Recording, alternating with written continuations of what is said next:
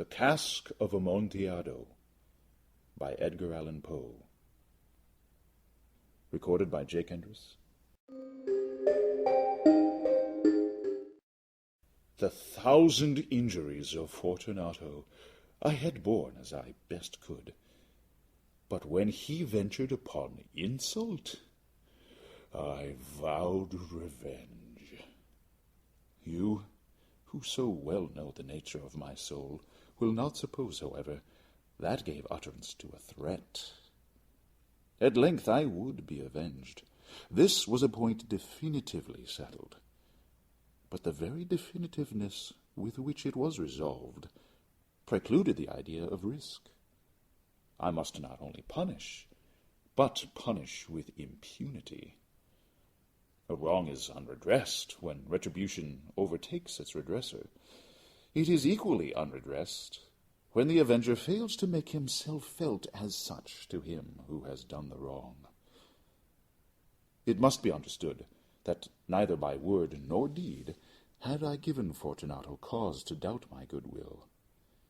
I continued, as was my wont, to smile in his face, and he did not perceive that my smile now was at the thought of his immolation.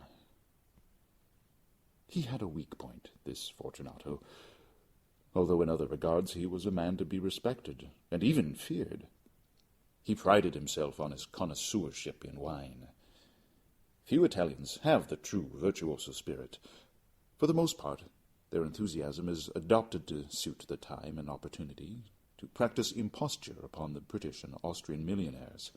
In painting and gemmery, Fortunato, like his countrymen, was a quack. But in the matter of old wines, he was sincere. In this respect, I did not differ from him materially. I was skillful in the Italian vintages myself, and bought largely whenever I could. It was about dusk, one evening during the supreme madness of the carnival season, that I encountered my friend.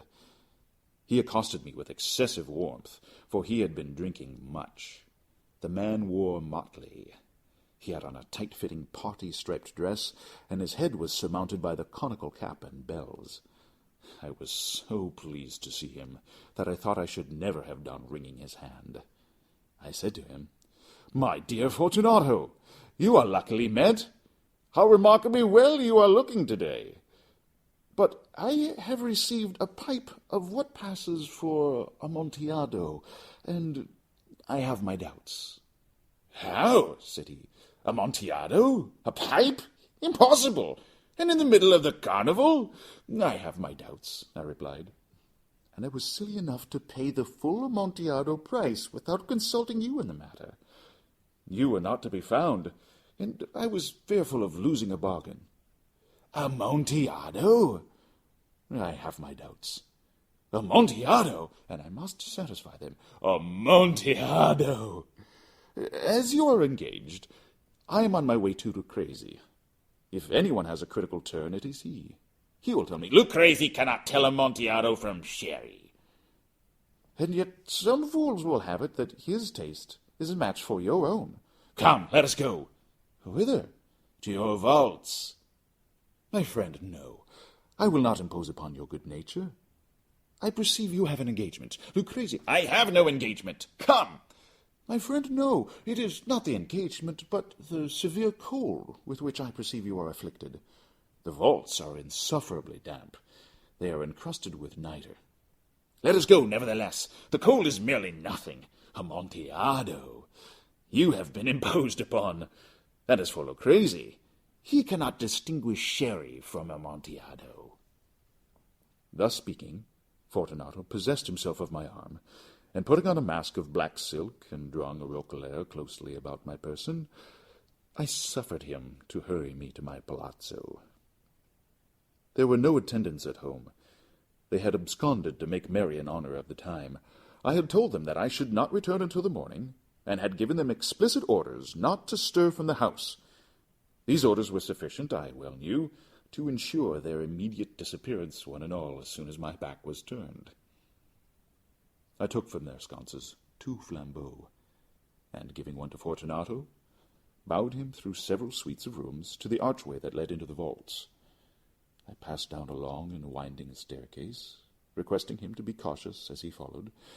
We came at length to the foot of the descent, and stood together upon the damp ground of the catacombs of the Montresors. The gait of my friend was unsteady, and the bells upon his cap jingled as he strode.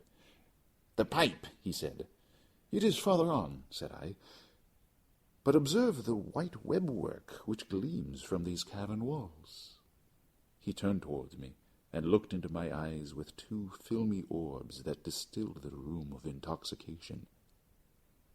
"Nitre?" he asked at length. "Nitre," I replied. "How long have you had that cough?"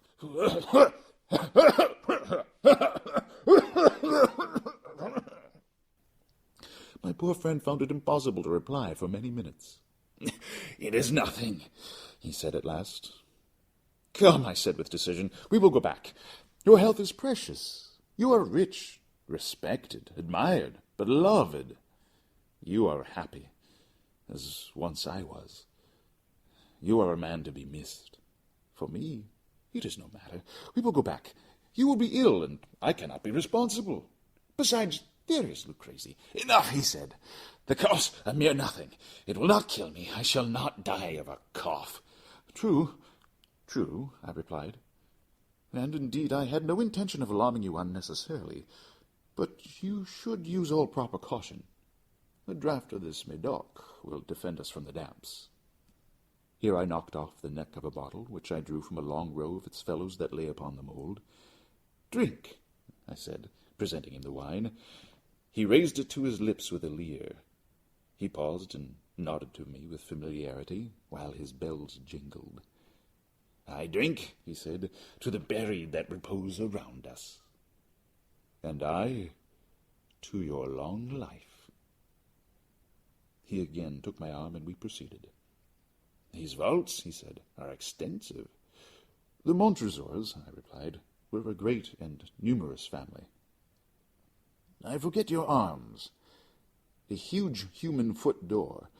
In a field azure, the foot crushes a serpent rampant, whose fangs are embedded in the heel." "And the motto?" "Nemo me impune lacessit." Footnote translation: "No one provokes me with impunity." End of footnote. "Good," he said. The wine sparkled in his eyes, and the bells jingled. My own fancy grew warm with the Medoc. We had passed through long walls of piled skeletons, with casks and puncheons intermingling, into the innermost recesses of the catacombs. I paused again, and this time I made bold to seize Fortunato by an arm above the elbow. "The nitre," I said. "See, it increases. It hangs like moss upon the vaults. We are below the river's bed. The drops of moisture trickle among the bones. Come, we will go back ere it is too late." "Your cough—" "It is nothing," he said. "Let us go on. But first, another draught of the Medoc." I broke and reached him a flagon of de Grave. He emptied it at a breath. His eyes flashed with a fierce light. He laughed and threw the bottle upwards with a gesticulation I did not understand. I looked at him in surprise. He repeated the movement, a grotesque one. "You do not comprehend?" he said. "Not I," I replied. "Then you are not of the Brotherhood." "How?" "You are not of the Masons." "Yes, I said. Yes. "You? Impossible! A Mason?" "A Mason," I replied. "A sign," he said. "A sign!" "It is this," I answered, producing from beneath the folds of my roquelaire a trowel. "You jest," he exclaimed, recoiling a few paces. "But let us proceed to the Amontillado." "Be it so," I said, replacing the tool beneath the cloak and again offering him my arm. He leaned upon it heavily. We continued our route in search of the Amontillado. We passed through a range of low arches, descended, passed on, and descending again, arrived at a deep crypt, in which the foulness of the air caused our flambeaux rather to glow than flame. At the most remote end of the crypt there appeared another, less spacious. Its walls had been lined with human remains, piled to the vault overhead in the fashion of the great catacombs of Paris. 3 sides of this interior crypt were still ornamented in this manner. From the 4th side, the bones had been thrown down and lay promiscuously upon the earth, forming at one point a mound of some size. Within the wall, thus exposed by the displacing of the bones, we perceived a still interior crypt or recess, in depth about 4 feet, in width 3, in height 6 or 7. It seemed to have been constructed for no especial use within itself, but formed merely the interval between 2 of the colossal supports of the roof of the catacombs, and was backed by one of their circumscribing walls of solid granite. It was in vain that Fortunato, uplifting his dull torch, endeavored to pry into the depths of the recess. Its termination the feeble light did not enable us to see. "Proceed," I said. "Herein is the Amontillado. As for Lucrezi—" "He is an ignoramus," interrupted my friend, as he stepped unsteadily forward, while I followed immediately at his heels. In an instant he had reached the extremity of the niche, and finding his progress arrested by the rock, stood stupidly bewildered. A moment more, and I had fettered him to the granite. In its surface were 2 iron staples, distant from each other about 2 feet horizontally. From one of these depended a short chain, from the other a padlock. Throwing the links about his waist, it was but the work of a few seconds to secure it. He was too much astounded to resist. Withdrawing the key, I stepped back from the recess. "Pass your hand," I said, "over the wall. You cannot help feeling the nitre. Indeed, it is very damp. Once more let me implore you to return." "No? Then I must positively leave you. But I must first render you all the little attentions in my power." "The Amontillado!" ejaculated my friend, not yet recovered from his astonishment.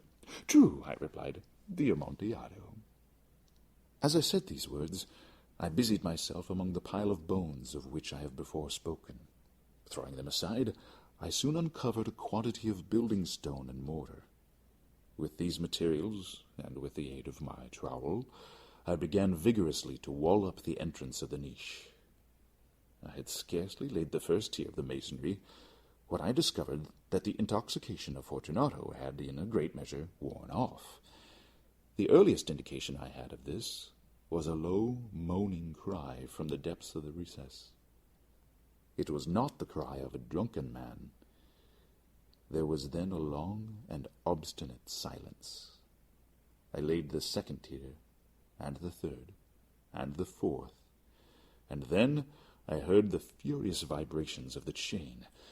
The noise lasted for several minutes, during which, that I might hearken to it with the more satisfaction, I ceased my labors and sat down upon the bones. When at last the clanking subsided, I resumed the trowel, and finished without interruption the 5th, the 6th, and the 7th tier. The wall was now nearly upon a level with my breast. I again paused, and holding the flambeau over the mason-work, threw a few feeble rays upon the figure within. A succession of loud and shrill screams, bursting suddenly from the throat of the chained form, seemed to thrust me violently back. For a brief moment I hesitated. I trembled. Unsheathing my rapier, I began to grope with it about the recess. But the thought of an instant reassured me. I placed my hand upon the solid fabric of the catacombs, and felt satisfied. I reapproached the wall. I replied to the yells of him who clamored. I re-echoed. I aided. I surpassed them in volume and strength. I did this, and the clamorer grew still. It was now midnight, and my task was drawing to a close. I had completed the 8th, the 9th, and the 10th tier. I had finished a portion of the last and the 11th. There remained but a single stone to be fitted and plastered in. I struggled with its weight. I placed it partially in its destined position. But now there came from out the niche a low laugh that erected the hairs upon my head. It was succeeded by a sad voice which I had difficulty in recognizing as that of the noble Fortunato. The voice said, "A very good joke indeed. An excellent jest. We will have many a rich laugh about it at the palazzo over our wine." "The Amontillado," I said. "Yes, the Amontillado. But is it not getting late? Will they not be awaiting us at the palazzo, the Lady Fortunato and the rest? Let us be gone." "Yes," I said. "Let us be gone." "For the love of God, Montresor!" "Yes," I said, "for the love of God." But to these words I hearkened in vain for a reply. I grew impatient. I called aloud, "Fortunato!" No answer. I called again, "Fortunato!" No answer still. I thrust a torch through the remaining aperture and let it fall within. There came forth in return only a jingling of the bells. My heart grew sick. It was the dampness of the catacombs that made it so. I hastened to make an end of my labor. I forced the last stone into its position. I plastered it up. Against the new masonry, I re-erected the old rampart of bones. For the half of a century, no mortal has disturbed them. In pace requiescat.